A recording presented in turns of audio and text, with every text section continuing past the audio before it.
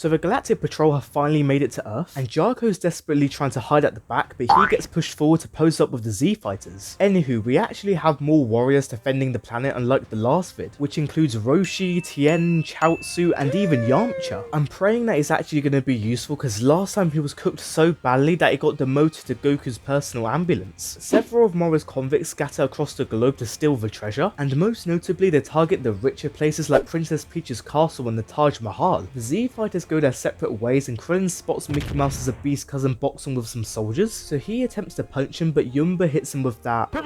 The criminal has waited 2 whole months for their rematch, but the 3 convicts behind him must have watched too many reels, because they simply don't have the attention span to watch their fight and instead go into the forest to cause more chaos. And Roshi couldn't care less about their criminal background, because he bolts after the female convicts at Sportacus levels of speed to pleasure himself. Meanwhile, Gohan and Piccolo are ready to fight Shimaraka on his own, or so they thought, because 7-3 sneaks up on both of them using the copied abilities of John Cena to obtain their powers. But Android fires a special beam cannon at the duo, and I did not know that Gohan had this in his arsenal because he pulls out a whole shield to nullify his beam. The Half-Saint then maneuvers it towards his master to allow him to fire his signature technique at the shield to initiate a beam clash. And 7-3 was never going to win this because the two of them start mashing their controllers to the fullest to come out victorious. Oh lord, they have the android resembling the Winter Soldier without his prosthetic. Gohan mentions that they were prepping the entire time for 7-3's copy ability, and so the android switches to Gohan stock to fire a Die missile barrage at the pair of them. Gohan and Piccolo take it to the sky, and the Namekian fires several key attacks in 7-3's direction, and this allows Gohan to close the distance because he literally hops on each one as if it was a Minecraft parkour map. As a result, Gohan is able to give 7-3 a knuckle sandwich, sending him into the nearby lagoon, and Jarko is now impressed with their combo moves because 7-3 can only use one set of powers at a time. This next part you're gonna witness literally had me grinning, because Yamcha is able to manhandle 3 convicts in a row without even breaking a sweat. Yamcha's overwhelming strength literally has one of them so puzzled, so he flat out admits that he is one of the strongest Earthlings on the entire planet. That's what I'm talking about! That's why he's the MVP! That's why he's the GOAT! The GOAT! Not gonna lie, I had my doubts, but I'm so thankful that Yamcha was given justice in this arc. And to make it even better, he doesn't even flaunt over his victory, deciding to head to another part of the planet to assist his fellow teammates. In the meantime, Gohan fires a Masenko and Piccolo fires a special beam cannon for the 2 attacks to intertwine, and the explosion was so devastating that 7-3 now begs for a factory reset. But Android plays his final trump card by using Moro's powers to absorb their energy, but when he does so, Oh my god, bro. Oh, hell no, man. What the fuck, man? both 7-3 and Shimaraka have their heads dented in like a cartoon character, and it took long enough for 17 and 18 to eventually join the fray. These two are the perfect matchup against 7-3 because they don't have any ki to be absorbed in the first place. Gohan asks 18 of what's going on with Goten and Trunks, so she tells him that they volunteered once again to be rangers on 17's island. It's actually a shame that we couldn't see those two fight against Moro's forces, because it just means that they're never gonna beat the wasted potential allegations. Anywho, even Frieza gets word of Moro's great escape, but he orders his soldiers to not bother because he doesn't want to taint his reputation by mixing with criminals, and this has Kokono so confused because he swears that this has to be friendly fire. What did you say? Frieza's babysitter brushes off that notion by elaborating that when they murder inhabitants of a planet they're trying to sell off, it's merely just business. Meanwhile, Bulma has finished setting up some drones for everyone to spectate each match, but when Chi-Chi goes to watch her son's fight against 7-3, it turns out that this monitor is only airing the Krillin show. The Earthling tosses a flurry of destructor discs right at Yumba, but the convict is able to deflect all of them like they're frisbees, and proceeds to unleash a 3-hit combo solely targeting Krillin's big bald head before sitting the Earthling back to ground floor. Just before the Z Fighter title was revoked out of his CV, Krillin snapped his fingers for one of his discs to cut Yumba on the cheek. More of them begin to home on the criminal like they're bullet bills, so Yumba hops over all of them, which has the Earthling being moments away from being turned into a Mars bar. However, Krillin decides to use the sparking zero cheese by using an after image to sneak up behind Yumba, and fires a point blank Kamehameha to finally put down the convict for good.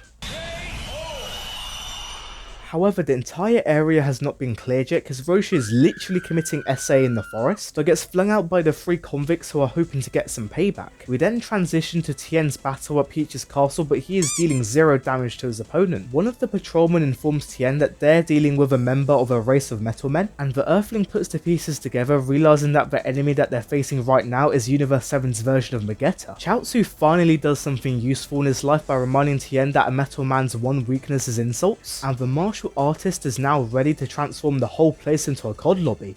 Oh, brother, this Oh god, Tien's not even firing any shots, he's just spreading misinformation, because the Metal Man's head is definitely harder than the thing's, and he definitely weighs way more than half a ton. Look at Dende's reaction, he must be thinking that Tien's performance is Embarrassing. Anywho, Chaozu is able to grab the Metal Man's attention, and thankfully he's able to insult the convict properly, which paralyzes the Metal Man to eventually conclude the battle. That fight wasn't even satisfying, it just proves that Tien deserves more justice. Anyway, Roshi is performing much better by using a blindfold to suppress his urges, and he even tries to convince the convicts to revert back to the light side. However, the three of them weren't budging and ultimately agreed to use their ace in the hole, Fusion. And is it just me, or does she have quite a similar build to Rose Quartz? But don't let her BMI distract you, because she instantly overpowers both Krillin and Roshi. Moro and Sagambo arrive at the main battle, and before 17 could finish off 7-3, the GOAT is able to intervene by grabbing the android like a watermelon. Moro is unhappy that his abilities are being used so casually, so Shimaraka gives his apology, confirming that they stood no chance otherwise. Moro then orders Shimaraka to charge 7-3 back to 100% because he may use him later, and proceeds to go back to thinking about food, wondering how he's going to prep the main course. Sagambo then interjects and quite literally requests Moro for him to cook the Z fighters instead, so the GOAT obliges, but before the battle could commence, he jolts Sagambo right in the back, providing his trademark Moro boost to power up the convict. Sagambo wastes no time in lunging in for 17, causing the android to skid across the floor, and 18 decides that her best contribution is to form a conga line behind her brother. It's at this point that everyone jumps in an attempt to immobilize this unstoppable force, but it's to no avail because Sagambo starts spinning everyone around, force feeding Gohan and 17 pure rocks. Meanwhile, Goku is close enough to Earth to sense his family and friends getting beaten to a pulp, but sadly he's not able to get a lock onto their shrinking ki. So as a final gamble, Krillin charges his ki to max, which allows Goku to use instant transmission to finally return to Earth. The Saiyan's return does not disappoint because he one-shots the Rose Quartz ripoff, causing her to defuse back into the three weaker criminals. Krillin catches Goku up to speed with the recent events and advises his friend to go help the others. And can we go back a bit, because oh lord, someone get Roshi away from them. Anyway, Goku arrives at Yamcha's aid to gut check the criminal in front of them, and for a split second I thought the Saiyan was going to be charged for murder, but it turns out that Goku only knocked them out. In the meantime, Gohan and Piccolo are blasting Sagambo, but the convict walks right through it like a tank to punch the master and disciple. Jarko then gets on Vegeta's wavelength talking about Sagambo's pride, but he explains that they're content with following Moro's orders because he broke them all out of the galactic prison, and Jarko has balls of steel for this because he exclaims that Sagambo is even more pathetic now than when he was locked up. You what?